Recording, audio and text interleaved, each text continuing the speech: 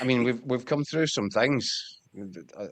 Doogie springs to mind, for example, and incidents like that. But these were moments in seasons earlier in the season. We've never, I don't think there's been, and we talked about this, didn't we, some weeks ago? We hope that when it gets down into the kind of final nitty gritty moments of this campaign, that it's not a decision that we're left talking about. And by God, we couldn't have a bigger one. What was it? 8 minutes, 7 minutes into injury time, Celtic 2, or Motherwell 2, Celtic 2. And this decision, which potentially changes the whole landscape of the big final day shootout, certainly does from a Hearts perspective. Just see before we go and hear what Derek McInnes had to say about it. Give us your initial kind of assessment of what went on, right, wrong, decision, the process. Just talk us through it from your perspective. Well, I'm not comfortable with the whole process, start to finish, if I'm perfectly honest. I think that when you see the incident, first of all, easy answer, no. In my opinion, it's not a penalty kick. Okay? The reason being, and the most clear and obvious reason for that is it is not a clear and obvious error. And that is why VAR is there. VAR can is that still the rule? Yes. Because I don't know if that's still the rule anymore. Well, unless it's changed in the last 24 hours. Or only the Scottish FA are adopting their own rules. No, VAR is there to enact when there is a clear and obvious error. The fact that we are talking about it 24 hours later, the fact, well, we'll get to the other bits there. There was nothing there. The referee gave an on-field decision that you should support because that is what he's seen it there. We've got laws and we've got guidance, and what we're there is at that moment in time, the hand at the face isn't in an unnatural position. It's not. He's jumping. He's not making his body larger. He's not making his silhouette larger.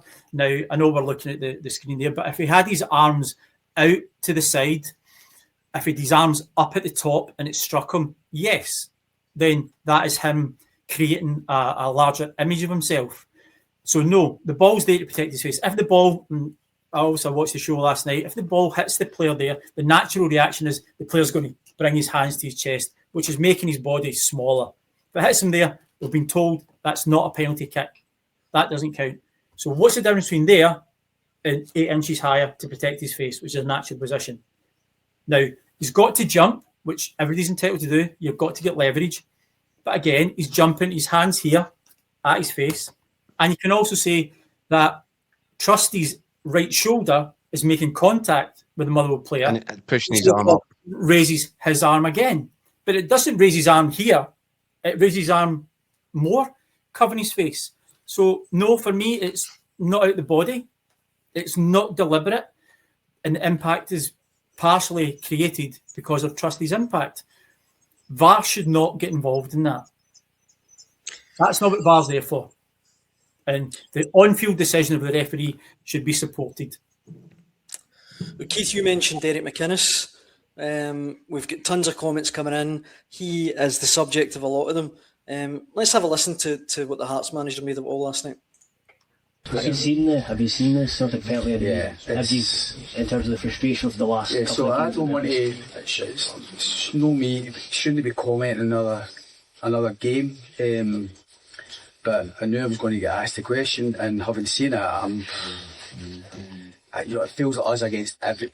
It's when you see the two that we didn't get at the weekend, and then you see that, how they can arrive at that situation. I mean, listen, Celtic have, I'm sure, more than a touch unfortunate getting that penalty. But I'm getting more and more dismayed at some of the decisions that our referees are coming up with. It's such a bad decision. Motherwell must feel totally aggrieved with it.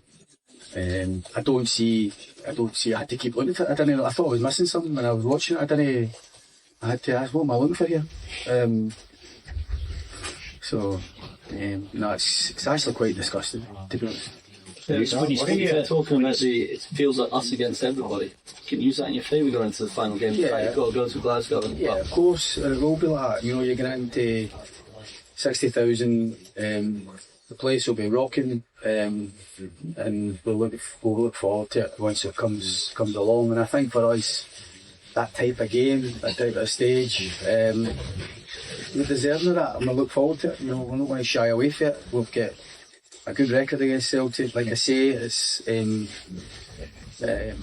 Martin's done a brilliant job in getting Celtic where they are, and you know, I think it's, as I say, it's obviously it's no winner take all because we can get a point, but it's difficult for us to go into any game. Players are tuned to win, managers are tuned to win, so you don't go for 90 odd minutes and just play for a draw. The only thing I can think about is when you go away for home in Europe sometimes and you make sure you're nice and solid and you don't need to go and win a game early on, but you can be nice and compact.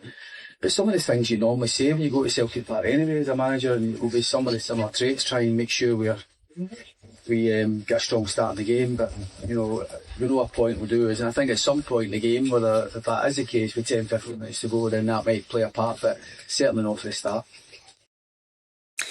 See, before we come back to the actual penalty, guys, Peter in the comments says McInnes should have the book thrown at him, whether it's right or not. He's simply out of order to use the language, and it's not deserving of a title-winning manager.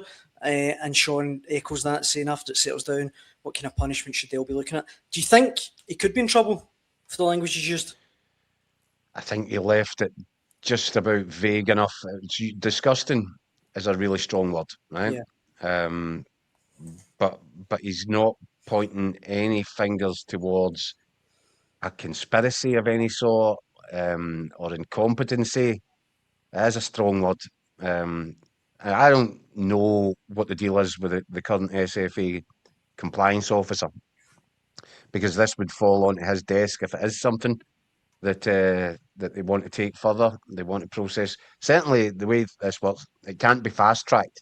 So there's no danger that Derek McInnes is going to be sitting next to Rod Stewart on Saturday. But it might be something that they take a look at. I don't know, but I think he's probably been smart enough to leave himself a bit of wriggle room, although the word disgusting is a strong word. Now, that's one thing. The next thing is, do I have complete and utter sympathy with him? Yes, I do. Because he's been battling all season to try and make history. Hearts, at one point last night, had one hand in the trophy. So I think you've got to factor in he's going to be disappointed, he's going to be emotional, and I think he's every right to be upset by that decision. Because I don't care how many times I look at it now, I think it's just absurd. This is where people are going to they'll have their points. They won't budge from it. Celtic fans will look at it and say, it's a handball in the penalty box, it's a stonewall penalty kick. And I have some sympathy with that, because them's the rules, or a version of. You're going to have Hearts fans looking at it saying, and we've seen this already, everybody was right, there's West Coast bias, referees always look to do favours for the Old Firm. And then you're going to have Rangers fans adopting a different view, which is, no, Hearts are just finding out now what we've been telling you all for 10 years. This game's bent and it's all in Celtic's favour. And do you know something? It doesn't really matter what Des says, what I say. It'll not shift any of those people from their perceived points. It won't change. So we're kind of talking about nothing here, because everybody, according to the colour of their scarf, will have a set position on this by now. I just find it astonishing. And do you know the other thing? See, if you think back over the course of the season, we've probably seen worse decisions than this. And people are saying it's the worst VAR ever. I'm not sure it is. I can think of, I don't know, probably 10 that might rival it over the course of this season. The thing that makes this different is that the context that it arrived in, the minute that it arrived in, and so late in injury time in a match which Celtic were desperate to win, because we're just about for it all roll over at Celtic Park and the end of season shootout. That's what makes this different. I think we've probably seen decisions that are equally as difficult to understand all throughout the course of this season. Keith, just 2 weeks ago, I would say that we said it was inexplicable. The Joe Newell goal against Celtic. I mean, we can all see he handballed it. And Yeah, it was and that was, yeah. So there's plenty of examples. I just think there's so much on this, and because anxiety levels are going through the roof here,